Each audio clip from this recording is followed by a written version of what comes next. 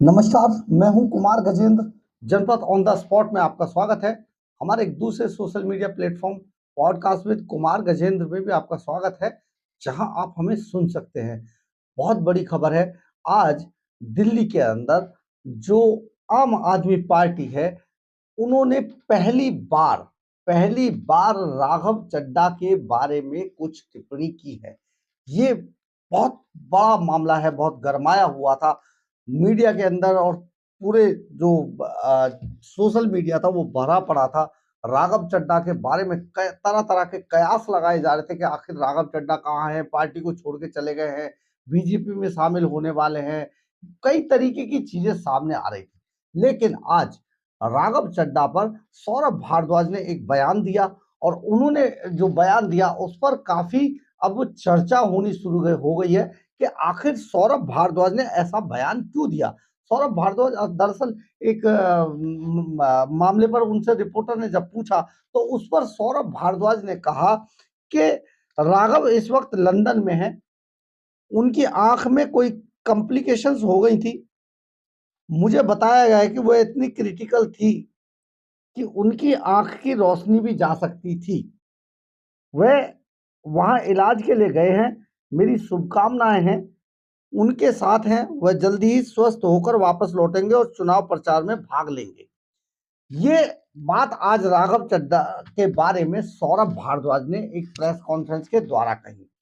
बड़ी बात यह है कि ये वही सौरभ भारद्वाज हैं जिनसे पिछले दिनों एक बार पहले पूछा गया था, तो उन्होंने जवाब दिया था कि है कहीं पर, परंतु जेल में तो नहीं है। मतलब इस तरीके की जो बातें सौरभ भारद्वाज कर रहे थे, आज उसके एकदम उलट उनका रुख अलग नजर आया, और उन्होंने सौरभ भारद्वाज को के बारे में, जो उनकी आंख के बारे में जो चर्चाएं हो रही थी, उनकी आंखों के बारे में, उन सब पर बड़ी टिप्पणी कर दी, और ये बताया कि राघव चड्ढा पूरी तरीके से अब सुरक्षित है और जल्दी ही वो उन्हें लाभ होगा और वो लौटेंगे। तो ये सारी बातें आज राघव चड्ढा के बारे में जो सौरभ भारद्वाज ने कही, इससे भी अब कई तरीके के कयास अ, जो राजनीतिक पंडित हैं, राजनीतिक गलियारों में लगाए जा रहे हैं, क्योंकि ये आखिर अचानक सौरभ भारद्वाज कैसे पलटी मार गए। क्योंकि सौरभ भारद्वाज का उस वक्त का जो बयान था, वो कड़वाहट वाला था, कटाक्ष वाला था, लेकिन इस बार जो बयान आया है वो दूसरे तरीके। हो सकता है कि राघव चड्ढा को जो मैनेज करने की तैयारी चल रही थी, वो शायद अब लगभग पूरी हो चुकी है। कहीं ऐसा तो नहीं कि राघव चड्ढा मैनेज हो गए और अभी बहुत जल्दी वापस आने वाले हों, या दूसरे तरीके की जो चीजें हैं वो हो गई हों। क्योंकि राघव चड्ढा ऐसे वक्त में दिल्ली की देश की राजनीति से गायब हुए हैं, जब दिल्ली के अंदर भी 25 दिन मात्र बचे हैं चुनाव होने के लिए, और अब चुनाव बहुत क्रिटिकल स्टेज पर पहुंचते जा रहे हैं। इसके अलावा जो चुनाव प्रचार में लगातार अब तेजी आ रही है, और आरोप प्रत्यारोपों का दौर भी लगातार शुरू होता रहा है।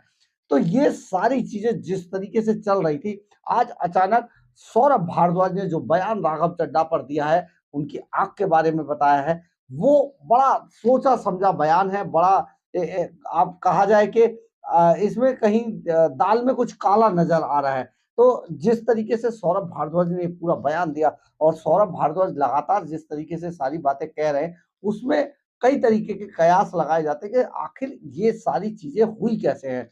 कि क्या राघव चड्ढा को मैनेज कर लिया गया, राघव चड्ढा कहीं दोबारा आम आदमी पार्टी के साथ पहले से ही थे कि दोबारा नहीं, आम आदमी पार्टी के चुनावी कैंपेन में राघव चड्ढा शामिल होने वाले हैं। हो सकता है ये सारी चीजें जिस तरीके से बताई गई हैं, या जिस तरीके से उनको रखा जा रहा है, या जिस तरीके से अचानक सामने लाया जा रहा है, वो अपने आप में बहुत कुछ कहता है। समझना बाकी है कब तक ये हो पाएगा। राघव चड्ढा की आंखों में अगर सचमुच इस तरीके की दिक्कत आई है, तो ईश्वर करे वो जल्दी ठीक हो, स्वस्थ हो जाए।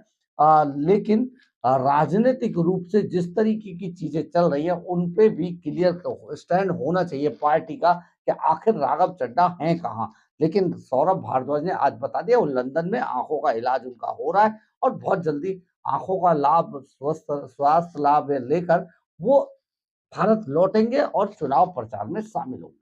बहरहाल बड़ी बात है, राघव चड्ढा पर स्थिति क्लियर कर दी है आज आम आदमी पार्टी ने। तो अब राघव चड्ढा चैप्टर शायद जल्दी ही क्लोज हो जाए और राघव चड्ढा बहुत जल्दी आपको चुनाव प्रचार के अंदर नजर आएंगे। अगर आपको हमारी खबर अच्छी लगी हो तो आप इसे लाइक, सब्सक्राइब और शेयर जरूर करें। कमेंट्स बॉक्स में अपनी राय जरूर लिखें, इससे हमें ऊर्जा मिलती है।